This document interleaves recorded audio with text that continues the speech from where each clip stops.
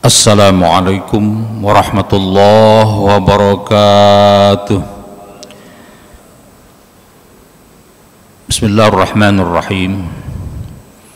Alhamdulillah alladzi ja'alana wa iyyakum minal aidin wal faizin wal maqbulin wa kullu 'am nahnu jami'an bi khair. Asyhadu an la ilaha illallah wahdahu la syarikalah wa asyhadu anna Muhammadan abduhu wa rasuluh la nabiyya wa la rasula ba'dah. Allahumma salli wa sallim wa barik ala sayyidina Muhammadin wa ala alihi wa ashabihi wa ummatihi ila yaumiddin. Amma ba'd, faqala subhanaka la ilma lana illa ma 'allamtana innaka antal alimul hakim.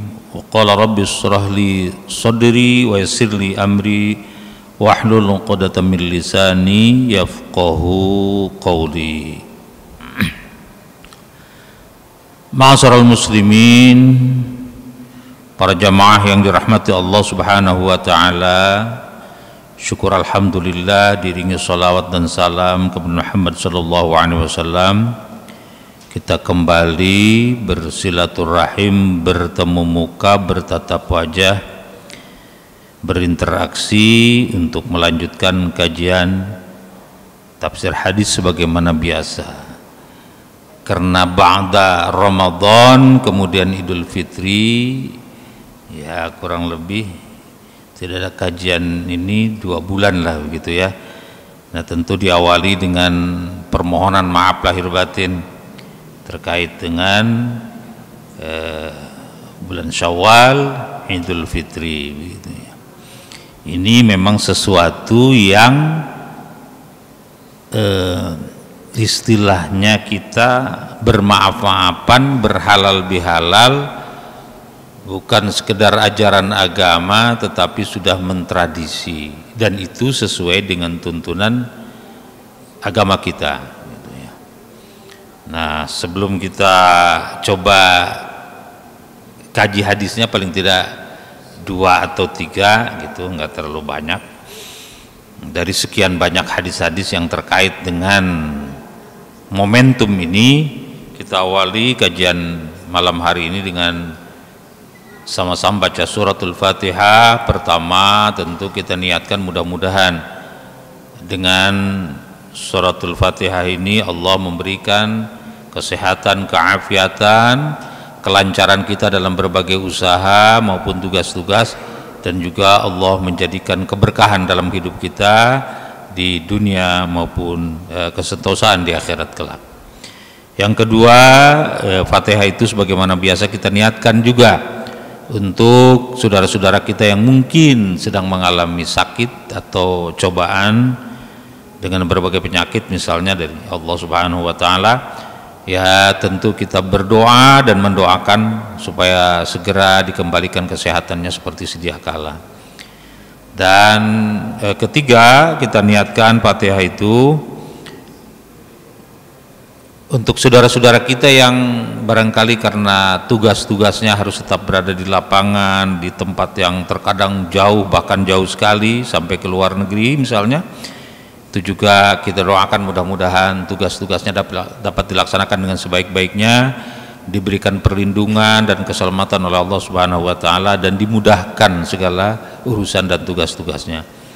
Kemudian keempat, ya untuk saudara-saudara kita yang sampai hari ini hingga saat ini masih menghadapi cobaan, ujian, gempuran, bombardir dan macam-macam yang mengkhawatirkan bahkan menakutkan, baik di dalam negeri maupun di beberapa negara khususnya di kawasan Gaza.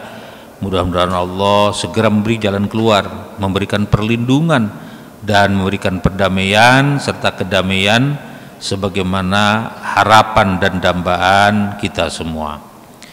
Ala hadhihi niyyah wa ala kulli niyatin salihah wa ila hadratin Nabi Mustafa Rasulullah sallallahu alaihi wasallam. Al-Fatihah. A'udzubillahi minasyaitonirrajim. Bismillahirrahmanirrahim. Alhamdulillahi rabbil alamin arrahmanir rahim maliki yaumiddin. Iyyaka na'budu wa iyyaka nasta'in ihdinas siratal mustaqim siratal ladzina an'amta 'alaihim ghairil maghdubi 'alaihim waladdallin. Ma'asyiral jamaah rahimakumullah, di ujung Syawal ini ya. Sekarang kalau miladiahnya sudah tanggal 23, besok 24 gitu ya. Kalau Syawalnya 1 hari lebih jadi 25. Kalau orang masih mau puasa Syawal masih ada beberapa hari lagi. Karena puasa Ramadan diikuti Syawal itu disabdakan dalam Rasulullah sallallahu alaihi wasallam, man shoma ramadhana tsumma atba'ahu sittan min syawalin kana kasyamid dahri. Siapa yang berpuasa 1 bulan penuh di bulan Ramadan kemudian ditambah dengan 6 hari di bulan Syawal, karena kasyamid dahri bagai puasa sepanjang tahun. Kalau para ulama menafsirkan hadis ini berdasarkan ayat Al-Quran, Al-Quran menyebut man jaa bil hasanati falahu asyru amsalihha. Siapa yang melakukan kebaikan itu Allah akan membalasnya dengan 10 kali lipat.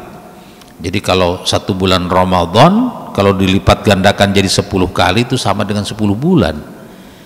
6 hari di bulan Syawal kalau dikalikan 10, 60 hari setara dengan 2 bulan.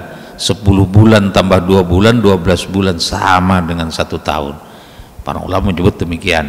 Ya wallahu alam, tapi mudah-mudahan memang kalau kita melaksanakan Ramadan penuh tambah kemudian 6 hari di bulan Syawal, maka itu termasuk kepada kategori yang berpuasa sepanjang tahun. Itu fadhailnya, keutamaannya ya. Kemudian yang kedua, ternyata juga berbekal takwa ini yang diharapkan dalam kehidupan kita. Kalau setelah ini ada ibadah, nanti paling utama barangkali karena itu rukun Islam juga, itu adalah ibadah haji. Al-hajju asyhurum ma'lumat faman faradha fihinnal hajja fala rafasa wala fusuqa wala jidala fil hajj. Ada kalimat di ujungnya itu fatazawwadu. Jadi orang yang berhaji itu disuruh berbekal. Fatazawwadu, berbekallah. Fa inna khairaz zad at-taqwa. Sebaik-baik bekal itu apa? Bukan hanya makanan, minuman, pakaian, kemudian juga uang gitu ya. Walaupun uang hari-hari ini sepertinya kalah oleh apa itu, fluktuasi emas yang luar biasa ya. Istimewa ini keuangan sekarang ini, orang lebih memilih aset berupa emas. Kenapa berupa emas? 1 Ramadan kemarin emas itu harganya masih 1, berapa? 2 apa 3 juta gitu ya. Ada temen mau beli begitu 1 kilo nggak tanggung belinya ya, pakai miliar soalnya 1,2 atau 3 miliar. Hari ini, per hari ini tadi saya di Pegadaian pagi-pagi, saya tanya berapa harga emas? 2,2 yang antam itu. Artinya kalau ketika itu 1 Ramadan 2 bulan yang lalu kurang, atau katakanlah 2 bulan yang lalu beli emas 1 kilogram dengan 1,2 miliar, sekarang dijual 2,2 miliar, punya untung 1 miliar dalam 2 bulan. Luar biasa itu ya. Ya itu ekonomi itu ya, pikirannya macam. Karena itu banyak orang tiba-tiba kita kaget lihat televisi, begitu dibuka pintu ruko yang di dalamnya ada toko emas, waduh manusia berjubel, habis langsung itu emas batangan itu, nggak ada itu. Susah sekarang di tempat-tempat penjualan emas batangan itu nggak ada, tinggal yang kecil-kecil itu, yang berapa itu 1-2 gram apa itu, yang kecil-kecil itu, yang 10 gram mungkin, kecil-kecil. Yang gede-gede habis semua, luar biasa. Karena itu tadi 1 bulan saja udah sekian. Nah, tapi tadi kaitannya dengan berbekal, apa yang paling baik? Fa inna khairaz zad, bekal yang paling baik ya boleh tentu orang bawa uang ya, bawa dolar, bahkan bawa real gitu ke Mekah itu ya, selain bawa pakaian dan kebutuhan-kebutuhan makanan, minuman dan yang lain-lain kalau boleh. Tapi fa inna khairizadit taqwa, sebaik-baik bekal itu takwa. Itu takwa. Jadi hasil puasa takwa itu antara lain buat bekal sana, bekal ke Mekah. Ada juga yang agak sedikit ya, kadang-kadang sambil guyon saya itu, waktu taraweh kita sebulan itu ada baca doa kamilin ya. Kamilin itu artinya kamil, sempurna. Mungkin karena ada kalimat Allahumma bil imani kamilin gitu kan, jadi supaya menjadikan iman itu sempurna, atau mungkin karena itu. Tapi katakanlah doa itu kamilin karena memang dalam waktu 2 menit saja dibaca doa itu ada sekitar berapa item itu, 25, 27 barangkali, hampir 30 item itu doa kita. Allahumma ja'alna bil imani kamilin walil faraidi muadzin walil sholati hafizin, terus itu. Ada kalimat yang terkadang saya agak senyum sedikit. Wa min hurin 'ainin mutazawwijin. Apa artinya itu? Doa pengen kawin lagi gitu. Itu mutazawwidin, itu mutazawwijin itu kan mengawini siapa? Hurun 'ainun, jadi mengawini bidadari gitu. Nah, siapa yang bisa mengawini bidadari? Yang berbekal takwa juga. Di surah Ad-Dukhan misalnya disebutkan innal muttaqina fi jannati wa uyun. Nah, orang-orang muttaqin itu, orang bertakwa itu, fi jannatin, di surga, wa uyun, yang penuh dengan mata air. Sini ada curug 1000, mata airnya 1000 ada enggak gitu, pokoknya banyak mata airnya gitu loh, itu indah sekali gitu gambaran. Fi jannati wa uyun yalbasuna min istabraqim mutaqabbilin. Di situ kalimatnya kemudian berhadap-hadapan dengan bidadari dengan berpakaian tipis gitu misalnya, sampai transparan disebutkan. Kadzalika wa zawwajnahum bihurin 'ain. Karena apa? Mutakin itu nanti dinikahkan tuh dengan bidadari gitu. Jadi doanya di Ramadan itu ada yang pengen kawin dengan bidadari, nanti kalau sudah mutakin dinikahkan dengan bidadari gitu. Nah, itulah yang disebut fauzun azim. Jadi kalau kita minal aidin, orang yang kembali kepada yang id, kembali kepada apa? Kepada putur, makan, kembali kepada fitrah, jati diri yang suci, bersih, sesuai dengan fitrah manusia yang azali, yang disebut kayaumin waladathu ummu, bersihnya seperti orang baru lahir dari kandungan ibunya. Nah, itu kembali kepada fitrah. Yang kedua, wal faizin, orang yang beruntung. Siapa yang beruntung itu? Salah satunya tadi itu, yang muttaqin, dinikahkan dengan bidadari di surga. Nah, itulah yang disebut dengan fauzun azim, itu fauz yang besar, keberuntungan yang besar itu, karena dimasukkan kepada surga. Ini setengah guyon sebetulnya, tapi ini tekstual kan, ini tekstual gitu, ada di dalam doa kita, ada dalam hadis, ada dalam Al-Quran. Nah, sekarang wah ini waktunya nggak terasa jam 7.30 menit lagi. Saya ingin baca hadis karena kajian kita tafsir hadis. Ini mungkin salah satu yang menjadi dasar di dalam budaya kita, ada istilah halal bihalal. Di negara lain nggak ada. Kok bisa begitu?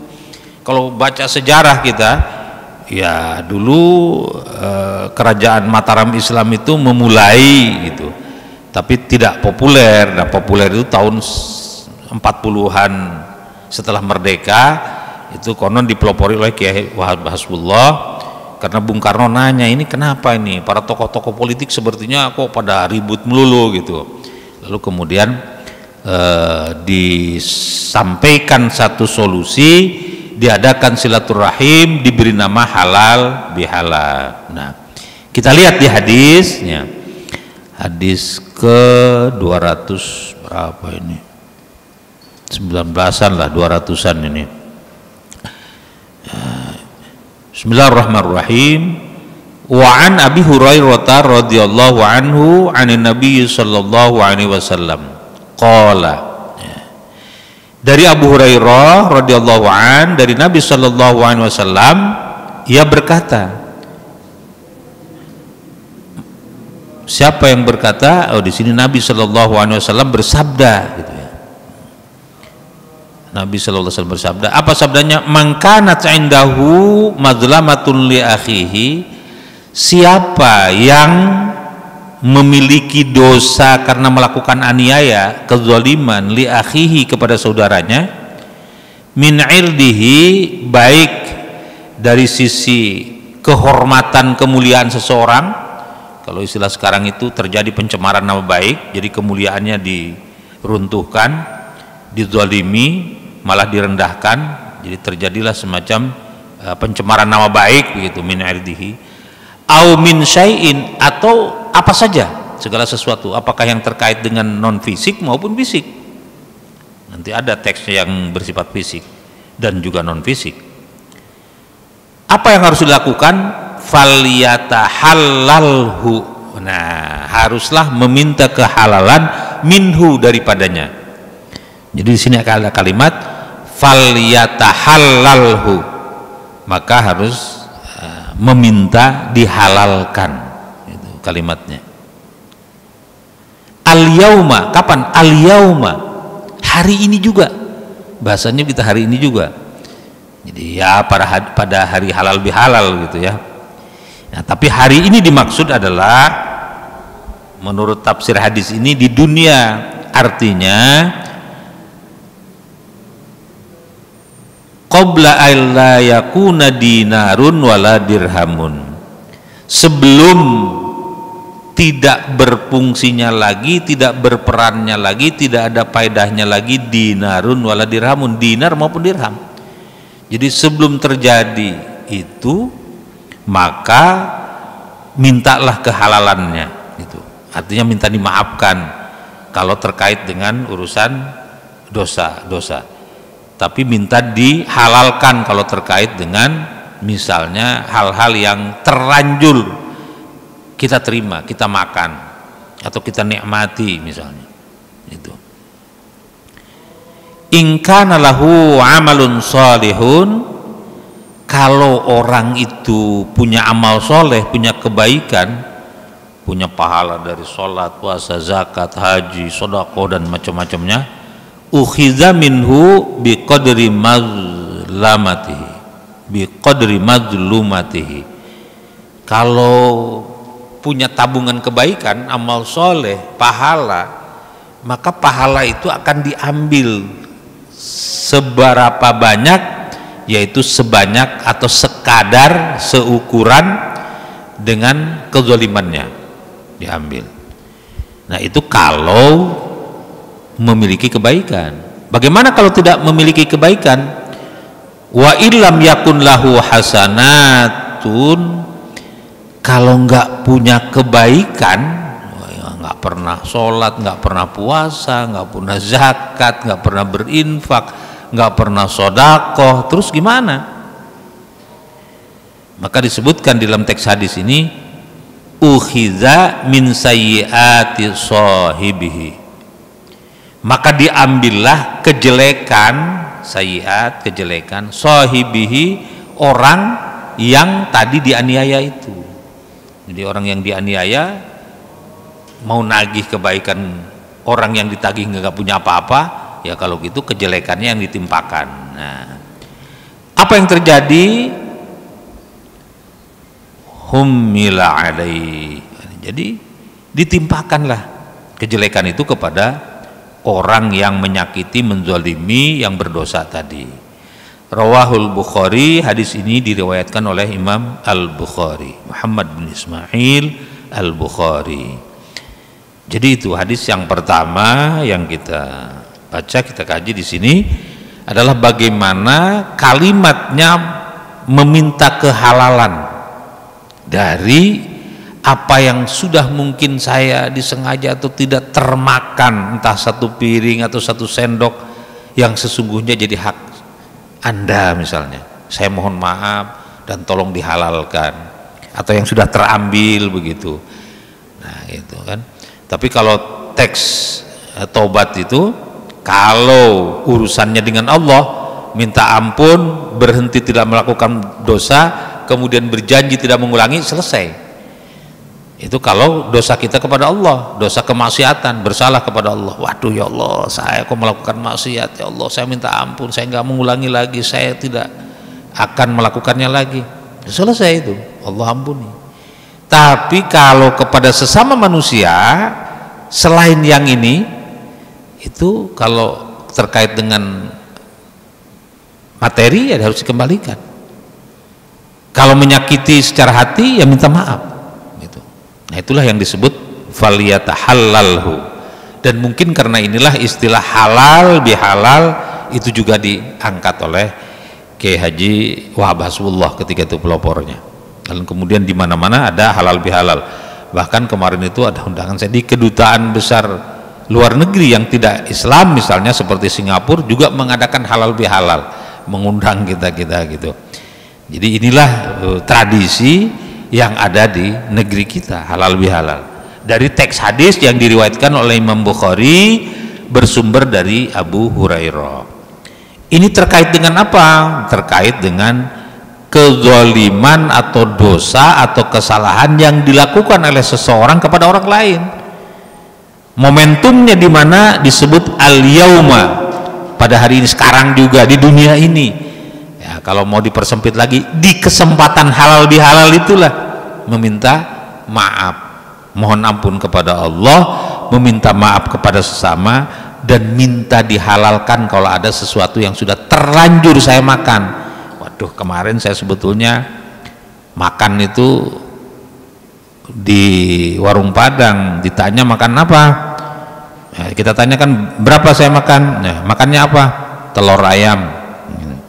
Dia bilang telur ayam itu 5.000 misalnya, 5.000, padahal kita makannya telur sama ayam, ya, harusnya berapa itu, 15.000 misalnya, tapi makan ngomongnya telur ayam, ya, nggak salah telur ayam, tapi kan mestinya telur dan ayamnya gitu.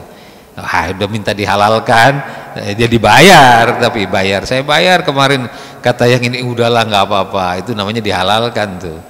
Tapi kalau bayar ya juga halal jadinya, walaupun itu kalau sudah jadi daging, waduh berdosa sekian lama itu. Nah, itu.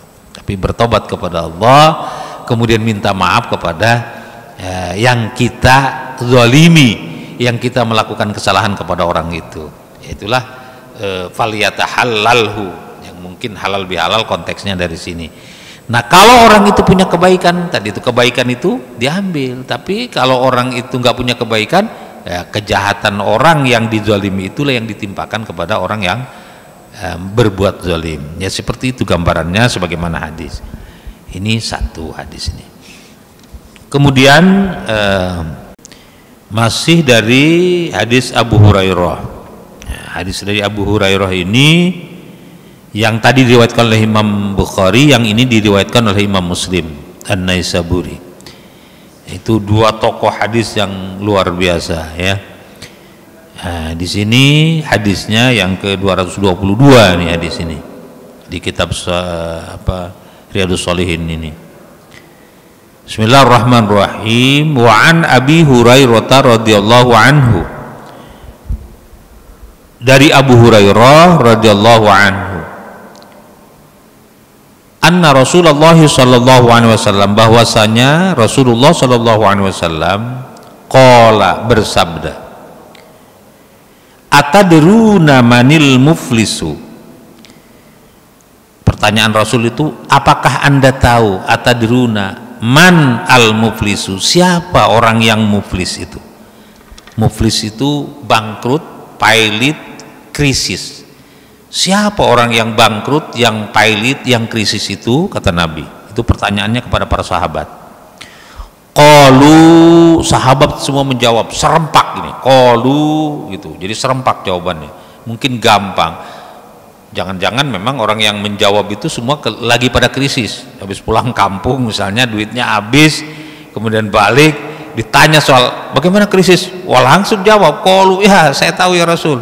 Apa kata jawabannya? Jawaban sahabat itu al-muflisu fina. Nah bahasanya juga al-muflisu fina, orang yang bangkrut itu menurut kami, fina, pada diri kami, ini pada diri kami, fina katanya, man la dirhamalah wala mata, orang yang tidak lagi memiliki dirham, memiliki uang, wala mata, dan tidak lagi juga memiliki aset.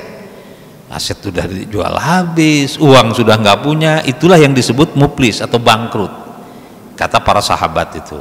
Nah, sampai di sini Nabi tidak menyalahkan apa yang disampaikan oleh sahabat atau yang dijawab oleh sahabat, dan Nabi juga tidak membenarkannya, tapi Nabi melanjutkan sabdanya.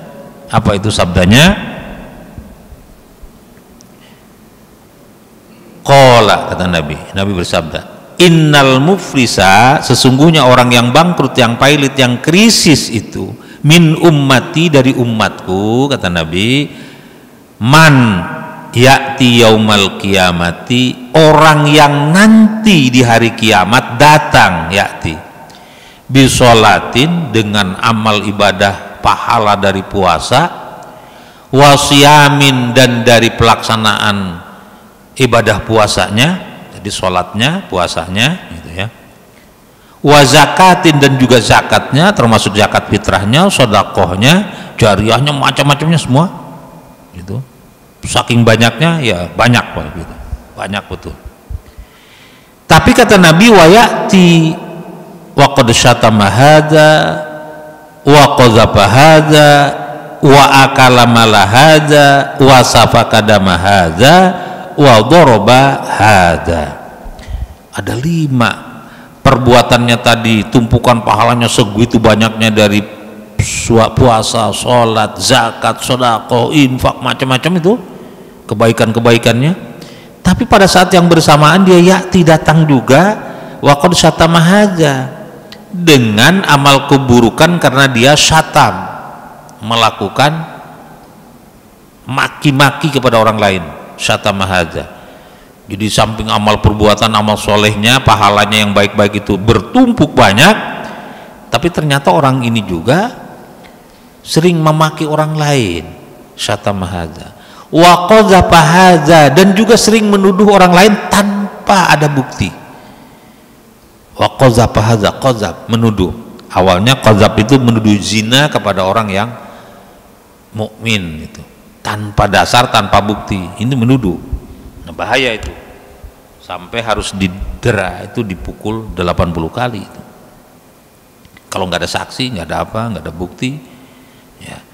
Jadi memaki pertama, yang kedua menuduh tanpa bukti, kemudian wa akala mala hadza, dan juga makan harta orang lain. Ya kalau istilah sekarang mungkin korupsi lah gitu ya. Itu kan korupsi itu karena ya jatah banyak orang ya diambil, ya itu korupsi. Jadi di sini wa akala mala hadza, makan harta orang lain. Atau sesederhananya tadi bahasa saya itu makan apa istilahnya, darmajinya, dahar 5 ngaku siji katanya gitu. Jadi makannya banyak tapi ngomong satu. Makan ayam sama telur, makan telur ayam gitu. Jadi nah itu makan harta orang lain, wa akala mala hadza, yang ketiga itu. Yang keempat, wasafaka dama hadza, menumpahkan darah orang lain. Oh, membunuh ini.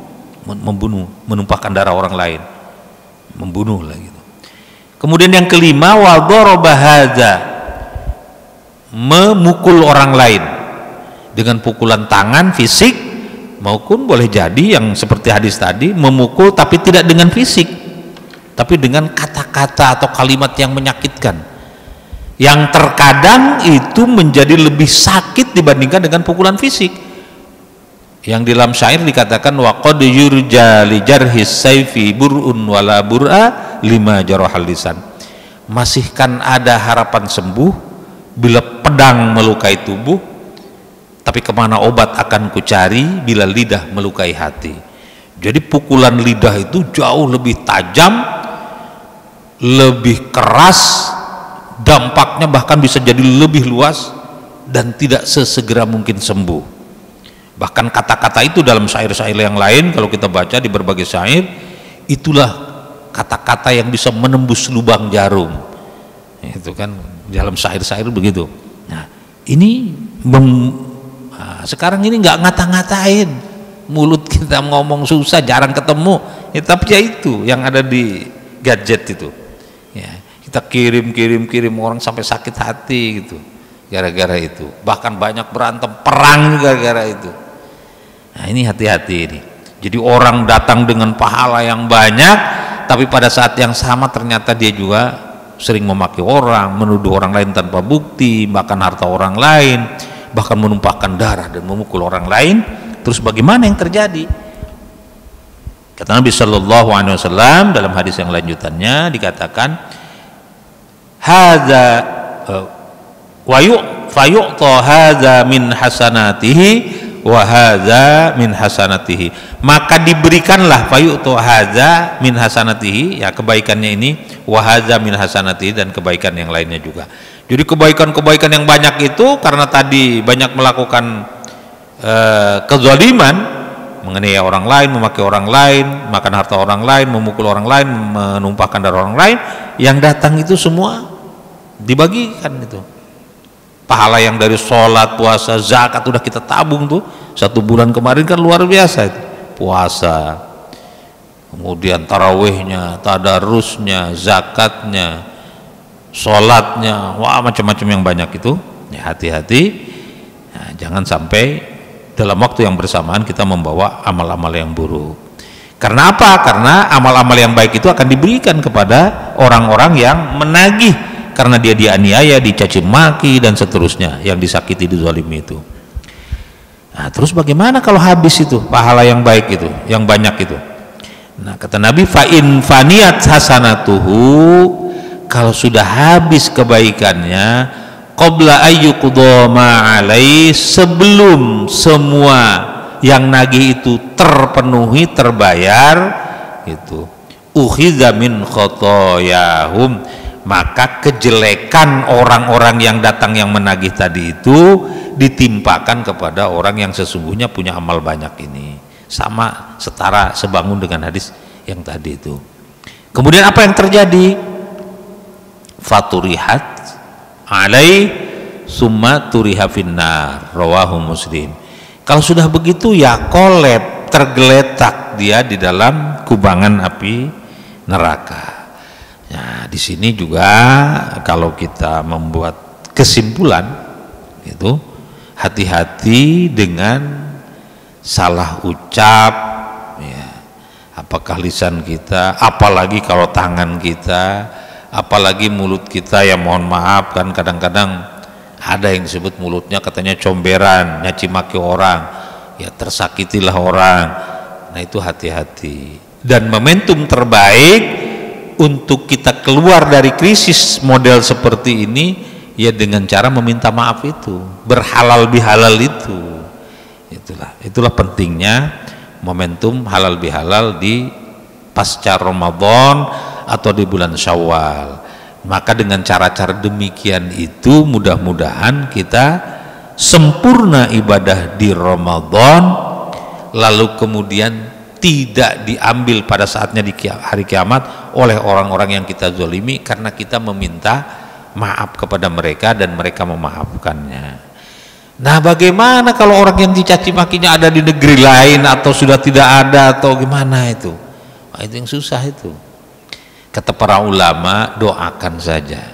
Kita merasa bersalah pada orang itu, tapi orang itu di mana? Dicari-cari juga nggak ketemu, mungkin juga sudah meninggal. Datangi ahli warisnya, silaturahmi dengan baik, ya. Lalu kemudian, ya doakan tuh orang itu. Ya Allah, si A dulu itu teman saya, teman baik, tapi saya sering menyakiti dia. Pinjam uang juga nggak saya bayar ketika itu nggak punya uang. Sekarang punya uang, kalau itu masih kepada anaknya, kepada ahli warisnya.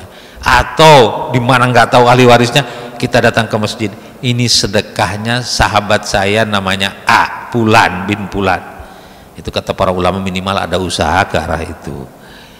Jangan sampai kita menanggung dosa yang kemudian terbawa sampai akhirat dan kemudian menjadi orang yang pailit, bangkrut. Kalau pailit, bangkrut di dunia masih minta tolong asal jangan kepada pinjol lah. Pinjol itu dihitung-hitung bunganya kan setahun itu berapa Pak? 100% lebih Pak, hampir 110%.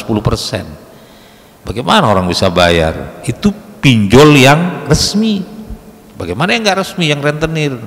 luar biasa. Yang resmi saja kalau kita hitung bunganya itu sampai lebih dari 100%.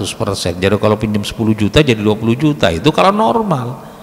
Nah kalau nggak normal, bunga berbunga dan seterusnya, pinjam 1 juta bisa jadi 50 juta dan seterusnya. Nah, itu luar biasa. Itu di dunia, tapi walaupun demikian kan masih ada cara lain, minta tolong dan sebagainya masih bisa. Tapi di akhirat, wah sudah nggak ada lagi. Jadi di dunia inilah kesempatan untuk meminta ampun, mohon maaf dan lain sebagainya kepada saudara kita, sesama kita yang barangkali dalam pergaulan ada kekeliruan, salah ucap dan sebagainya. Apalagi kalau kita punya kesengajaan kita menyakiti orang lain. Mudah-mudahan sesegera mungkin yang menurut hadis tadi itu al-yauma, hari ini juga gitu bahasanya itu.